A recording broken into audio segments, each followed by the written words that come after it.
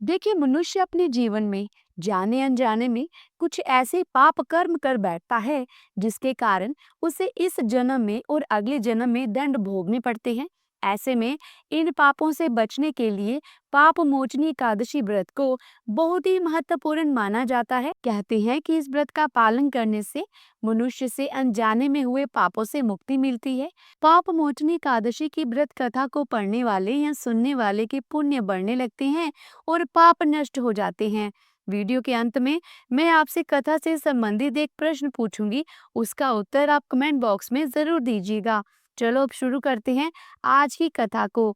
एक बार अर्जुन ने भगवान श्री कृष्ण से कहा, हे मधुसूदन, आपने फाल्गुन मास के शुक्ल पक्ष की एकादशी अर्थात आम्ल की एकादशी के बारे में विस्तार पूर्वक बतलाया। चैत्र माह के कृष्ण पक्ष में आने वाली एकादशी का क्या नाम है तथा उसकी विधि क्या है? कृपया करके आप मेरी बढ़ती हुई जिज्ञासा को शांत करें।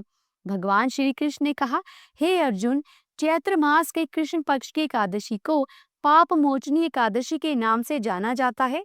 एक बार की बात है, पृथ्वीपति राजा मानदाता ने लोमश ऋषि से यही प्रश्न किया था जो तुमने मुझसे किया है। अतः जो कुछ भी ऋषि लोमश ने राजा मानदाता को बतलाया वही मैं तुमसे कह रहा हूँ।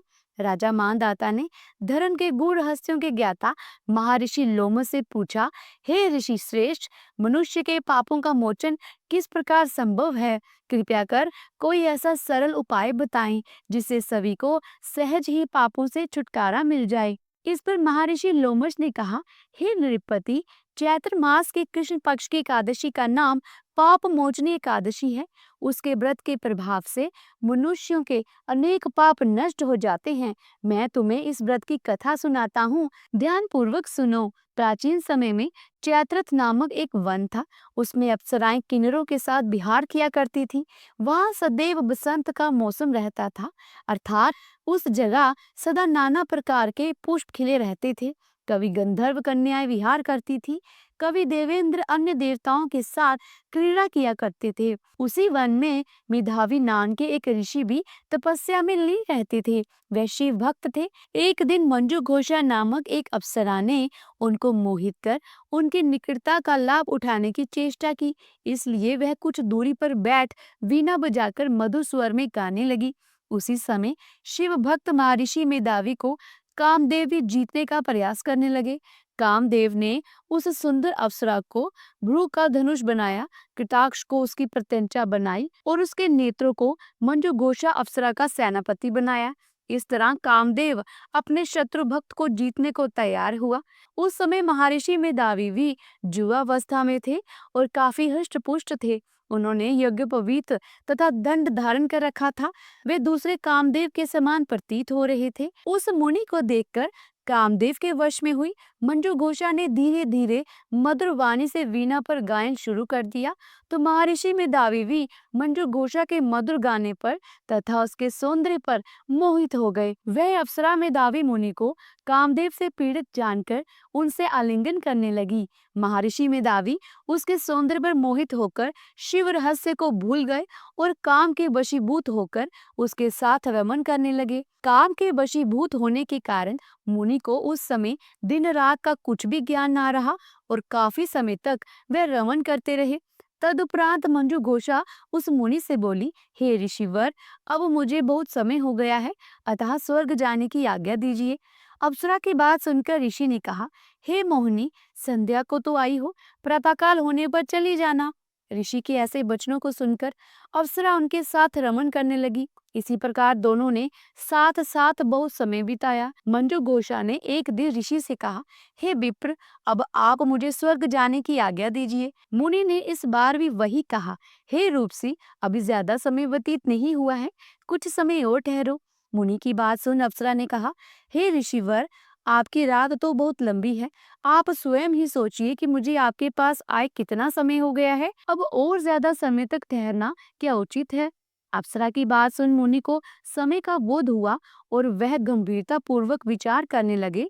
जब उन्हें समय का ज्ञान हुआ कि उन्हें रमन करते 57 वर्ष बीत चुके हैं, तो उस अप्सरा को वह काल का रूप समझने लगे। इतना ज्यादा समय भोग विलास में व्यर्थ चले जाने पर उन्हें बड़ा क्रोध आया। अब वह भयंकर क्रोध में जलते हुए उस तप नाश करने वाली अप्सरा की तरफ भ्रुकुटी तान कर देखने लगे। क्रोध से उनके होंठ कांपने लगे और इंद्रियां बेकाबू होने लगी। क्रोध से थरथराते स्वर में मुनि ने उस अप्सरा से कहा, मेरे तप को नष्ट करने वाली दुष्टा, तू महापापिन और बहुत ही दुराचारनी है। तुझ पर धिक्कार है। अब तू मेरे श्राप से पिशाचनी बन जा। मुनि के क्रोध युक्त श्राप से वह अप्सरा पिशाचनी बन गई। ये देख वह व्यथित होकर बोली, हे ऋषिवर, अब मुझ पर क्रोध त्याग कर प्रसन्न होइए और कृपया करके बताइए कि इस श्राप का निवारण किस प्रकार होगा। विद्वानों ने कहा है कि साधुओं की संगत अच्छा फल देने वाली होती है और आपके साथ तो मेरे बहुत वर्ष व्यतीत हुए हैं। अतः अब आप मुझ पर प्रसन्न हो जाइए, अन्यथा लोग कहेंगे कि एक पुण्य आत्मा के साथ रहने पर मंजू घोषा को पिशाचनी बनना पड़ा। मंजू घोषा की बात सुनकर मुनि को अपने क्रोध पर अत्यंत ग्लानि हुई, साथ ही अपनी अपकीर्ति का भय भी हुआ। अतः पिशाचनी बनी मंजू घोषा से मुनि ने कहा कि तूने मेरा बड़ा बुरा किया है, किंतु फिर भी मैं तुझे इस श्राप से मुक्ति का उपाय बतलाता हूँ। चैत्र मास के कृष्ण पक्ष की जो एकादशी है, उसका नाम पाप मोचनी है। उस एकादशी का उपवास करने से तेरी पिशाचनी की देह से मुक्ति हो जाएगी। ऐसा कहकर मुनि ने उसको व्रत का सब विधान समझा दिया। फिर अपने पापों का प्रायश्चित करने के लिए वे अपने पिता चैवन ऋषि के पास गए। चैवन ऋषि ने अपने पुत्र मेधावी को देखकर कहा कि हे पुत्र, ऐसा क्या किया है तूने कि तेरे सभी तप नष्ट हो गए हैं, जिससे तुम्हारा समस्त तेज मलिन हो गया है। मेधावी मुनि ने लज्जा से अपना सिर झुकाकर कहा कि पिताश्री, मैंने एक अप्सरा से रमन करके बहुत बड़ा पाप किया है। इसी पाप के कारण समता मेरा सारा तेज और मेरे तप नष्ट हो गए हैं। कृपया करके आप इस पाप से छूटने का उपाय बतलाइए। ऋषि ने कहा, हे पुत्र, तुम चैत्र माह के कृष्ण पक्ष की पाप मोचनी एकादशी का विधि तथा भक्ति पूर्वक उपवास करो। इससे तुम्हारे सभी पाप नष्ट हो जाएंगे। अपने पिता चैवन ऋषि के वचनों को सुनकर मेधावी मुनि ने पाप मोचनी एकादशी का पूरे विधि पूर्वक व्रत किया। उसके प्रभाव से उनके सभी पाप नष्ट हो गए। मंजू घोषा अप्सरा भी पाप मोचनी एकादशी का उपवास करने से पिशाचनी की दह से छूट गई और पुनः अपना सुंदर रूप धारण कर स्वर्ग लोक चली गई। लोमश मुनि ने कहा कि हे राजन, इस पाप मोचनी एकादशी के प्रभाव से समस्त पाप नष्ट हो जाते हैं। इस एकादशी की कथा के श्रवण और पठन से 1000 गोदान करने का फल प्राप्त होता है। इस उपवास के करने से ब्रह्म हत्या करने वाले, स्वर्ण चुराने वाले, मदपान करने वाले, अगम्य गमन करने वाले आदि भयंकर पाप भी नष्ट हो जाते हैं और अंत में स्वर्ग लोक की प्राप्ति होती है। तो प्रेम से बोलिए, विष्णु भगवान की जय, माता लक्ष्मी जी की जय। तो प्रिय श्रोताओं, ये थी चैत्र माह में सुनी जाने वाली पाप मोचनी एकादशी की व्रत कथा।